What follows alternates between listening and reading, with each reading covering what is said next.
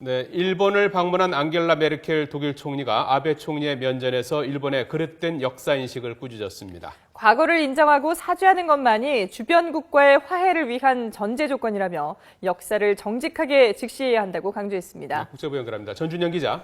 네, 국제부입니다. 예, 일본이 과거 침략의 역사를 부정하려는 행보를 가속화하고 있는데요. 여기에 대해서 독일 메르켈 총리가 일침을 놨군요. 네, 2차 대전 전범국이라는 입장은 비슷하지만 역사를 대하는 자세는 완전히 달랐습니다. 7년 만에 일본을 방문한 메르켈 독일 총리는 일본에 대해 과거를 피하지 않고 마주해야 한다고 강조했습니다. 그러면서 주변국과 화해를 이루기 위해서는 과거의 잘못을 인정하고 끊임없이 사죄하는 게 중요하다고 말했습니다. 또 주변국의 관용 덕분에 독일이 모범적인 2차 대전 전범 청산 국가로 탈바꿈할 수 있었다고 말하기도 했습니다.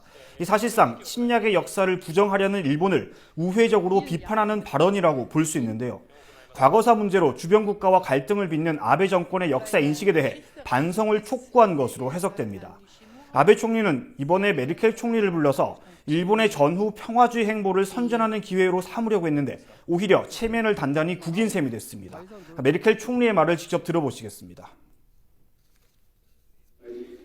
Der Nationalsozialismus, der Holocaust für Deutschland, eine schreckliche Schuld, die wir auf uns geladen haben. Und insoweit 네, 메르켈 총리는 이 같은 역사인식 발언뿐만 아니라 행동으로도 보여줬다면서요? 네, 메르켈 총리는 일본 방문 첫날 빡빡한 일정 속에서도 아사히 신문을 방문해서 연설을 하는데 많은 시간을 할애했습니다. 독일은 전통적으로 총리가 다른 나라를 방문할 때 그 나라 대표 언론사를 파트너로 정해 강연이나 인터뷰를 하는데 이번에 다른 주요 매체들의 요청을 모두 제치고 아사히 신문을 선택한 겁니다. 아사히 신문은 그동안 과거사를 부정하는 아베 신조 총리의 역사인식을 일관되게 비판해왔습니다.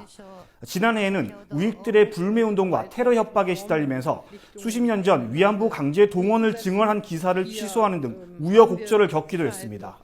이 때문에 독일 총리가 발행부수 2위인 아사히 신문을 선택하고 또 연설에도 많은 시간을 할애한 건 역사인식 문제에서 아사히 신문의 보도 내용에 공감한다는 뜻을 보여주는 것으로 해석됩니다.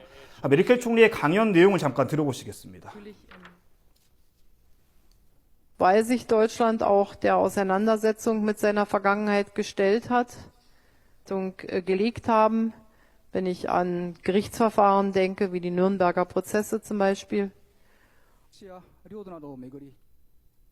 네, 메르켈 총리의 이런 소신 행보가 일본을 옹호하는 미국과 대비한다는 평가가 나오고 있죠. 네, 역사 문제에 대해 독일 총리의 소신 있는 행보가 이어지면서 일본을 옹호하려는 미국과 모스크바 대조적이다 이런 반응도 나오고 있습니다.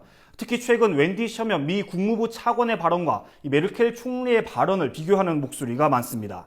셔먼 차관은 최근 정치 지도자가 과거의 적을 비난함으로써 값싼 박수를 얻는 건 어렵지 않다면서 이 같은 도발은 진전이 아니라 마비를 초래한다고 말했습니다. 사실상 가해자인 일본과 피해자인 한국을 동일선상에 놓고 함께 비판한 발언으로 한국에서 강한 반발을 야기하기도 했습니다. 반면 역사에 대한 메르켈 총리의 소신 행보는 이미 총리 취임 전부터 꾸준하게 이어지고 있습니다. 지난 2003년 같은 당 소속 의원이 유대인을 가해자로 보는 시각에도 정당성이 있다고 하자 당원에서 아예 제명해버렸습니다. 또 2008년에는 독일 총리 최초로 이스라엘 의회에서 연설하면서 홀로코스트 희생자와 생존자 모두에게 머리를 숙인다고 밝히기도 했습니다. 올해 1월 아우슈비츠 수용소 해방 70주년 연설에서는 나치 만행을 되새겨 기억하는 게 독일인의 항구적인 책임이라고 재차 강조하기도 했습니다. 아베 총리 역시 올해 전후 70주년 담화를 발표할 예정인데 메르켈 총리의 행보가 아베 총리에게 어떤 의미로 받아들여질지도 주목됩니다. 지금까지 국제부에서 YTN 전준영입니다.